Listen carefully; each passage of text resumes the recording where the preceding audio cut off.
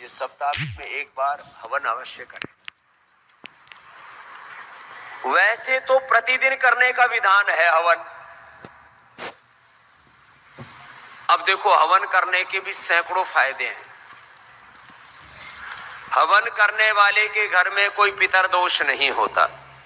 कहते ना, पितरों का दोष है जिस घर में, तो पितृ दोष है। हवन करने से कोई घर में ग्रह दोष नहीं होता। अब कुछ कहते हैं जी, मान ये होते हैं कि नहीं होते, ये मैं आगे बताता हूं। जो हवन करते हैं उनके घर में कोई भूत व्याधा नहीं होती। भूत, प्रेत, डाकिनी, शाचिनी, पिशाचिनी, जिंद, जिन्नात, न जाने क्या क्या नाम लोग। जो हवन करते हैं उनके घर में किसी प्रकार का कोई वास्तु दोष नहीं होता।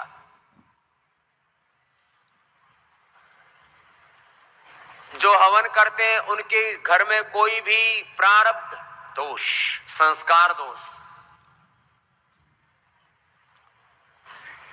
दैवी आपदा, अनहोनियां होती रहती हैं, आपको पता ही नहीं लगता कैसे होती हैं। घर में, परिवार में, बिजनेस में, व्यापार में, संबंधों में अनहोनियां होती रहती हैं। कई बार न चाहते हुए भी पति पत्नी में इतनी खटपट, इतनी अनबन। मानते हैं कि हमको लड़ाई झगड़े नहीं करने चाहिए, लेकिन लड़ाई झगड़े मिटने का नाम ही नहीं ले रहा। आधे से ज्यादा आबादी, मैं कहूंगा हिंदुस्तान की नहीं पूरी दुनिया की, आधे से ज्यादा क्या 90 से 99% लोगों को जैसा जीना चाहिए वैसे जी नहीं पाते हैं। माहौल ठीक नहीं है घर का, एनवायरमेंट ठीक नहीं है घर का, वातावरण ठीक नहीं है, पति पत्नी में अनबन है, खटपट है। एक जिस भक्ति के साथ, जिस प्रेम के साथ, जिस आत्मीयता के साथ जीना चाहिए, ठीक है, समझदारी एक काम करती है, विश्वास दूसरा काम करता है, मेहनत तीसरा काम करती है घर को चलाने के लिए।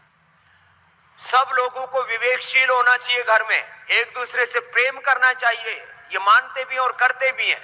और सब घर के जिस आदमी के ऊपर जो उत्तरदायित्व है उसको अपना काम पूरा करना चाहिए।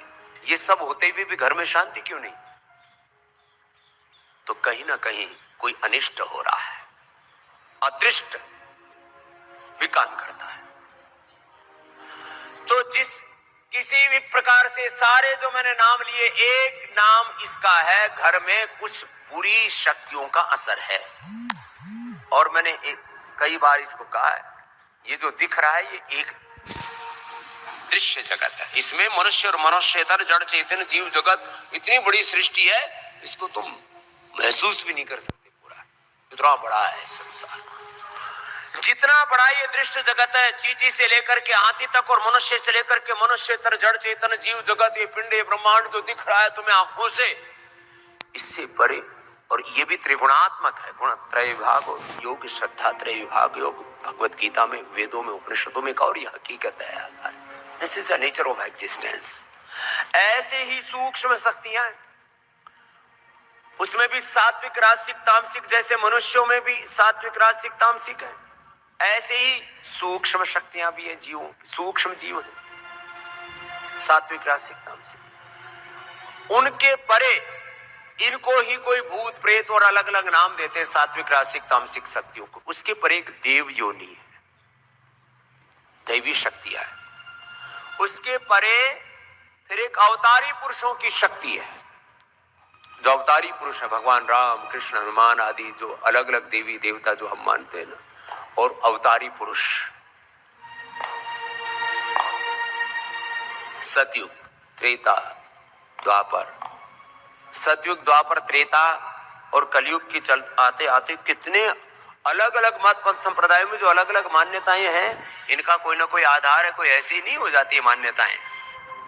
कोई भी शब्द है तो उसका कोई ना कोई अर्थ है, निरर्थक कुछ भी नहीं है। और इन सब से परे फिर परात्पर ब्रह्म है।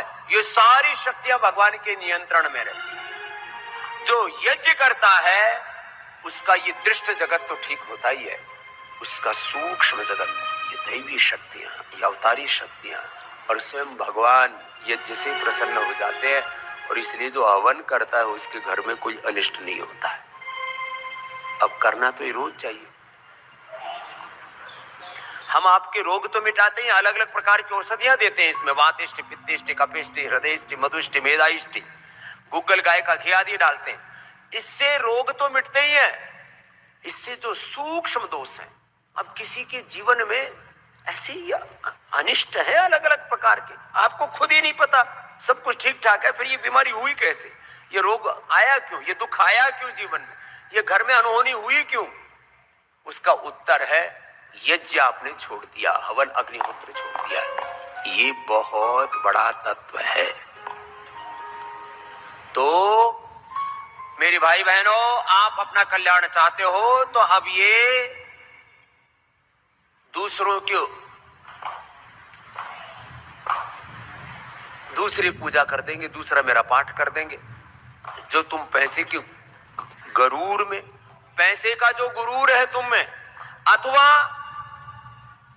ये जो तुम्हारे भीतर एक गलत बात बैठी हुई है कि ठीक है पूजा पाठ करवा देंगे, मंदिर में चले जाएंगे, वहां चले जाएंगे, तीर्थों में चले जाएंगे। आपको अपना योग, अपना यज्ञ, अपना काम तो खुद करना पड़ेगा। इसलिए आप कम से कम सप्ताह में एक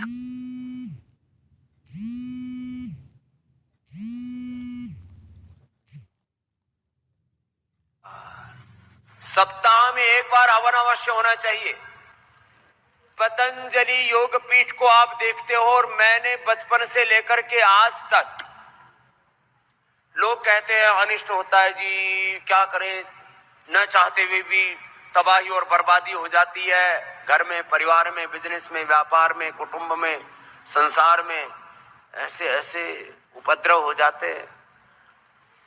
मैंने जीवन में 4-5 तत्वों को पकड़ के रखा हुआ है। कुछ लोग कहते हैं स्वामी रामदेव के पास भी कोई सिद्धि है बहुत बड़ी, नहीं तो ये इतना बड़ा कार्य कैसे हो जाता है? सिद्धि है किसकी? योग की है, यज्ञ की सिद्धि है, गौ माता की सेवा की सिद्धि है।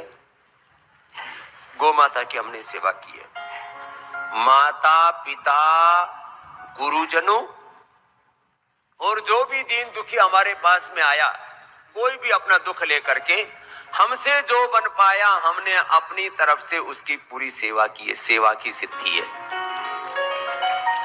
योग की, यज्ञ की, गोमाता की सेवा की, माता पिता बड़ों का आशीर्वाद लेना, उनके उपकार को मानना, कृतज्ञता, ये बहुत बड़ा तत्व है योग का, अध्यात्म का, जीवन का। कृतज्ञता, कृतज्ञता, कृतज्ञता, बड़ों के उपकार को मानना, भोर में उठ करके उनके प्रति श्रद्धा भक्ति रखना और उनके चित्त को प्रसन्नता देना और दीन दुखियों की सेवा करना। इसके अलावा हम कोई कर्मकांड नहीं करते। ये तुम्हारे स्वास्थ्य के लिए बोल रहा हूं मैं अभी, स्वास्थ्य के लिए, और जीवन में समृद्धि पानी, सफलता पानी, विजय पानी, उसके भी यही मंत्र है। योग करो, यज्ञ करो।